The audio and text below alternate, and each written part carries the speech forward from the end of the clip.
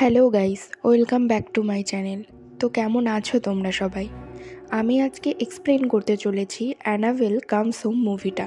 তো দেরি না করে টপিকে চলে যাই।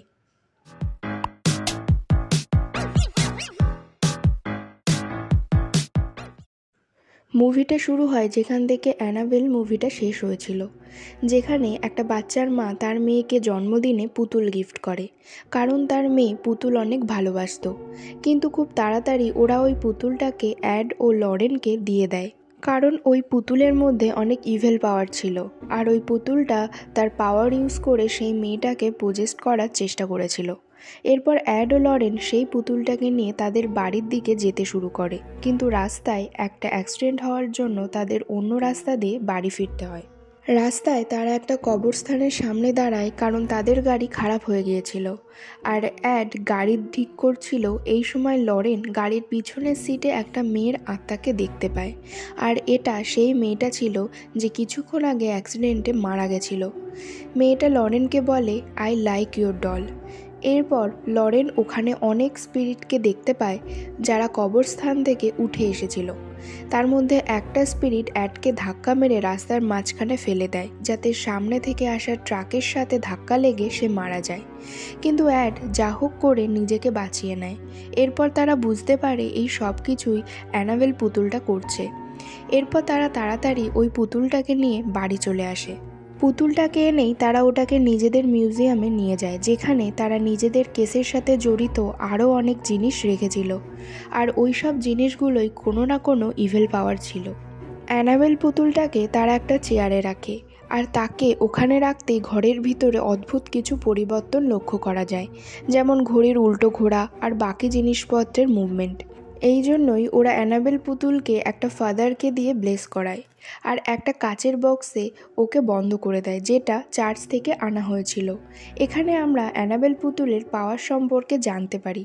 ওই পুতুলটা সব ধরনের স্পিরিটকে আকর্ষণ করতে পারত, সেটা ভালো হোক বা মন্দ। আর ওই স্পিরিটকে দিয়ে নিজের ভিকটিমের উপর অ্যাটাক করাতো। এরপর আমাদের 1 বছর পরের সিন দেখানো হয়, যেখানে অ্যাড ও লরেনের মেয়ে জুডিকে আমরা দেখতে পাই, যে ব্রেকফাস্ট করার সময় নিউজ পেপারে একটা নিউজ দেখতে পায়। ওই নিউজে অ্যাড ও লরেনের ব্যাপারে বলা হয়েছিল। লোক ওদের ব্যাপারে বলে যে ওরা ফেক, আর ওরা টাকার লোভে ডিমনিক ব্যাপারের সাথে লড়ার নাটক করে। এমনকি স্কুলেও জুডিকে বাকি বাচ্চারা তার বাবা মাকে নিয়ে বুলি করত, যার জন্য জুডির কোনো বন্ধু ছিল না। নেক্সট মর্নিং অ্যাড ও লরেনকে একটা কেসের ব্যাপারে শহরের বাইরে যেতে হয়, আর তারা মেরি নামের একটা মেয়েকে জুডির কেয়ারটেকার হিসাবে রেখে যায়। মেরি জুডিকে স্কুলে পৌঁছে দেয়, যেখানে জুডি একটা ফাদারের সোলকে দেখতে পায়, যে কিনা শুধু তার দিকেই তাকিয়েছিল আর জুডিকে ফলোও করছিল। এখানে আমরা জানতে পারি জুডি ওই সোলকে দেখতে পাচ্ছিল কারণ ওর কাছেও ওর মায়ের মতো পাওয়ার ছিল। এরপর আমরা মেরিকে দেখতে পাই, যে তার বন্ধু ড্যানিয়েলের সাথে সুপারমার্কেটে গিয়েছিল, কারণ জুডির বার্থডে ছিল, তাই কেক বানানোর জন্য কিছু জিনিসের দরকার ছিল। এখানে শপকিপার ও মেরি দুজন দুজনকে লাইক করত। এরপর তাদের কথাবার্তা থেকে আমরা জানতে পারি ড্যানিয়েলা কোনো কারণে অ্যাড ও লরেনের বাড়ি যাওয়ার জন্য ইন্টারেস্টেড ছিল। মেরি যখন জুডিকে স্কুল থেকে নেওয়ার জন্য যায়, তখন তারা ওই ফাদারের স্ট্যাচুকে দেখতে পায়, যাকে জুডি দেখতে পেয়েছিল আগেই। এরপর মেরি ও জুডি যখন কেক বানাচ্ছিল, তখন ড্যানিয়েলা পিছনের দরজা দিয়ে ওদের বাড়ি চলে আসে। ড্যানিয়েলার হাতে একটা ছোট ঘন্টা ছিল। ড্যানিয়েলা জুডিকে জিজ্ঞাসা করে, এটা কি কোনো ভুতুড়ে ঘন্টা? তখন জুডি তাকে বলে, না, এটা একটা নর্মাল ঘন্টা। আসলে ড্যানিয়েলা অ্যাড ও লরেনের কাজে অনেক ইন্টারেস্টেড ছিল, আর ড্যানিয়েলা ওদের বাড়িটাকে এক্সপ্লোর করতে চেয়েছিল। এই জন্য সে জুডিকে রোলার স্কেট গিফট করেছিল। এরপর জুডি ও মেরি ঘর থেকে বেরিয়ে যায়, আর ড্যানিয়েলা বাড়িতে একা ছিল। তখন ড্যানিয়েলা ওই মিউজিয়ামটা ওপেন করার চেষ্টা করে, কিন্তু দরজা লক করা ছিল, তাই সে দরজার বাইরে থেকে স্পিরিটের সাথে কানেক্ট করার চেষ্টা করছিল, কিন্তু কিছুই হয় না। তাই ড্যানিয়েলা চাবি খুঁজতে থাকে, আর সে চাবি খুঁজতে খুঁজতে লরেন ও অ্যাডের অফিসে এসে পড়ে, আর একটা ফটোর পেছনে সে চাবিটা খুঁজেও পায়। ওই চাবি দিয়ে দরজা খুলে সে মিউজিয়ামে ঢুকে পড়ে। আসলে ড্যানিয়েলা এখানে তার মৃত বাবার সোলের সাথে কানেক্ট করার চেষ্টা করছিল, যার জন্য এই মিউজিয়ামের থেকে ভালো জায়গা আর হয় না। ডেনিয়ালা মিউজিয়ামে রাখা প্রতিটা জিনিস ছুঁয়ে ছুঁয়ে দেখতে থাকে, আর তখনই ওই কাচের বক্সে রাখা অ্যানাবেলা পুতুল একা একাই পড়ে যায়। ওই কাচের বক্সে ওয়ার্নিং লেখা থাকা সত্ত্বেও ডেনিয়ালা ওই কাচের বক্সের দরজা খুলে দেয়, আর দরজা খুলতেই জুডির বার্থডে কেক পুড়ে যাওয়ার জন্য ফায়ার অ্যালার্ম বেজে ওঠে। তাই ডেনিয়ালা কাচের বক্স বন্ধ না করেই ওখান থেকে পালিয়ে আসে। এখানে আমরা দেখি অ্যানাবেল পুতুল এখন মুক্ত হয়ে গেছিল। এর মানে অ্যানাবেল এবার নিজের ইভিল পাওয়ার ইউজ করে যা কিছু করতে পারবে। এরপর ওরা যখন ঘরে ফিরে এসেছিল তখন হঠাৎ ডোরবেল বেজে ওঠে। মেরি দরজার হোল দিয়ে যখন দেখে তখন সেখানে কেউ ছিল না, যেটা দেখে সে অবাক হয়ে যায়। কিন্তু মেরি দরজা খুলে দেয় আর দেখে সামনে একটা বাচ্চা দাঁড়িয়ে আছে, যে তাকে বলে, আমি অ্যানাবেল পুতুলের সাথে খেলতে চাই। এটা বলেই ওই বাচ্চাটা ওখান থেকে অদৃশ্য হয়ে যায়। এটা দেখে ও তো অবাক হয়ে যায়। এরপর ডেনিয়ালা তার বাবার সোলকে দেখতে পায় আর তাকে ফলো করতে করতে ঘরের ভিতরে ঢুকে যায়। জুডিও ডেনিয়ালাকে দেখে ঘরের মধ্যে ঢুকে যায়। জুডি এরপর দেখে একটা ঘরে চেয়ারের উপর অ্যানাবেল পুতুল বসে আছে। খাটের তলায় জুডি একটা চিঠি পায় যেখানে লেখা ছিল মিসমি, আর ওখানেই জুডি একটা ছায়া দেখতে পায়। হঠাৎ দ্য ব্রাইড জুডির উপর একটা ছুরি নিয়ে অ্যাটাক করে। তখন জুডি একটা ক্রস দিয়ে নিজেকে প্রোটেক্ট করে নেয় আর অনেক চিৎকার করতে থাকে। তার চিৎকারের আওয়াজ মেরি ও ডেনিয়ালা শুনে নেয়। তখন মেরি জুডির কাছে যায় আর তাকে সাহস দিতে থাকে।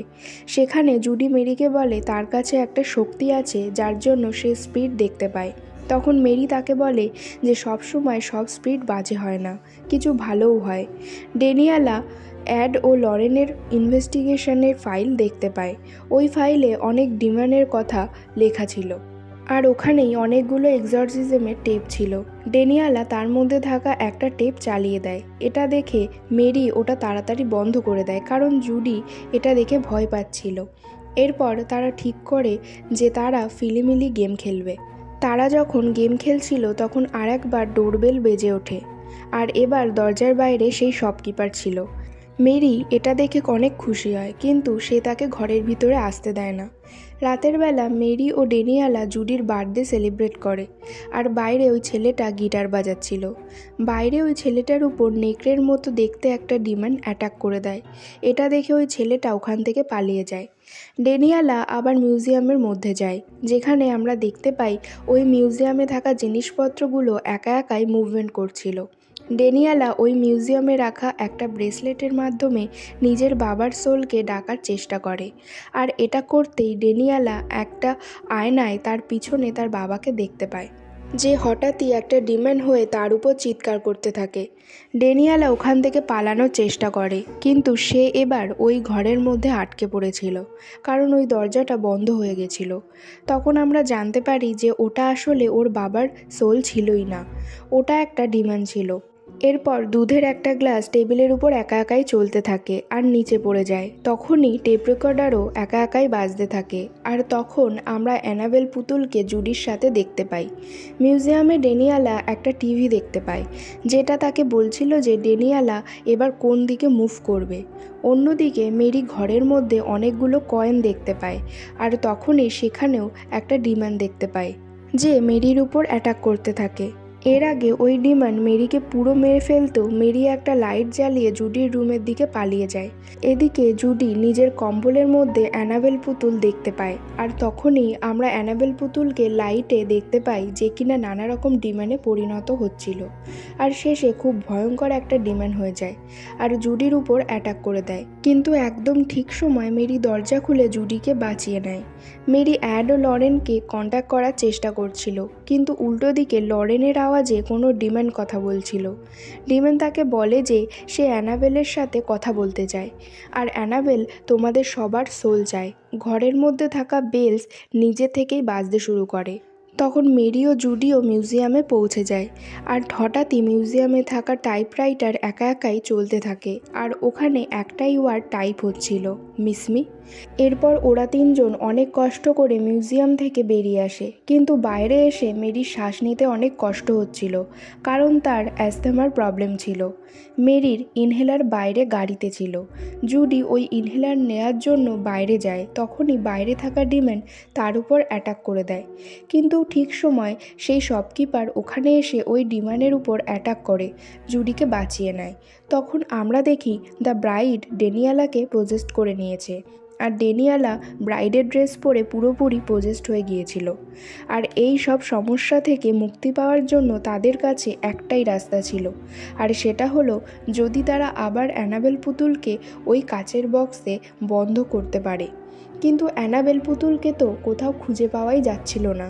তখন আবার সেই ফাদারের স্পিরিটকে জুডি দেখতে পায়, যাকে সে স্কুলে দেখেছিল। আর সে জুডিকে গাইড করে ঘরের একটা দিকে তাকে নিয়ে যাসে, যেখানে অ্যানাবেল পুতুল ছিল। এটা থেকে আমরা বুঝতে পারি যে সব স্পিরিট বাজে হয় না। মেরি ও জুডি ফিলিমিলি গেমের মাধ্যমে ওই রুমের চাবি খুঁজে বের করে যেখানে অ্যানাবেল পুতুল ছিল। এরপর মেরি ওই রুমে যায়। ওই রুমে অনেক ডিমন ছিল আর বাজে স্পিরিটও ছিল, যারা মেরিকে অনেক ভয় দেখাচ্ছিল। এখানে মেরি অনেক মুশকিলের সাথে অ্যানাবেল পুতুলকে নিয়ে রুমের বাইরে ফেলে দেয়, আর জুডি অ্যানাবেল পুতুলকে নিয়ে ওই কাচের বক্সের মধ্যে রাখার জন্য নিয়ে যায়। কিন্তু রাস্তায় পজেস ডেনিয়ালা জুডির উপর অ্যাটাক করে দেয়। মেরি ও জুডি ডেনিয়ালার সাথে লড়াই করতে থাকে। তখন জুডি তার মা বাবার করা এক্সরসিজমের ভিডিও প্রজেক্টরে চালিয়ে দেয়। এই ভিডিও দেখে ডেনিয়ালারও এক্সরসিজম হয়ে যায়, আর এবার ও দ্য ব্রাইডের হাত থেকে মুক্ত হয়ে গেছিল। এবার এই তিনজন মেয়ে মিলে অ্যানাবেল পুতুলকে মিউজিয়ামে থাকা সেই কাচের বক্সে রাখার চেষ্টা করতে থাকে, যেখানে তাদের বাধা দেওয়ার জন্য অনেক ডিমন আসে। তখন জুডি একটা ক্রস দিয়ে ওই ডিমনদের দূরে তাড়াচ্ছিল, আর তখন ডেনিয়ালা অ্যানাবেল পুতুলকে কাচের বক্সে ঢুকিয়ে দেয়, আর এটা হতেই সব কিছু আবার নর্মাল হয়ে যায়। এরপর সেখানে সেই ছেলেটাও চলে আসে, আর জুডি তখন তাদের বলে বাইরে থাকা ডিমন থেকে সেই তাকে বাঁচিয়েছিল, যেটা শুনে মেরি অনেক খুশি হয়ে যায়। রাতের বেলা তারা চারজন একসাথেই থাকে, আর সকাল হতেই অ্যাড ও লরেন ওখানে চলে আসে। জুডি তখন সব ঘটনা তাদেরকে বলে দেয়, যা যা তাদের সাথে হয়েছিল। এইসব শুনে তারা তাদের মেয়েকে শান্ত করে। এরপর ওরা সবাই মিলে জুডির বার্থডে পালন করে, আর এখানেই মুভির হ্যাপি এন্ডিং হয়ে যায়। তো কেমন লাগলো আজকের এক্সপ্লেনেশন অবশ্যই কমেন্ট সেকশানে জানাবে। ভালো লাগলে লাইক, শেয়ার, সাবস্ক্রাইব করবে, আর সাবস্ক্রাইব করার সময় পাশের বেল আইকনটি প্রেস করে দেবে, যাতে আমি যখনই নতুন কোনো ভিডিও আপলোড করব তার ইনস্ট্যান্ট নোটিফিকেশান তোমাদের কাছে পৌঁছে যায়।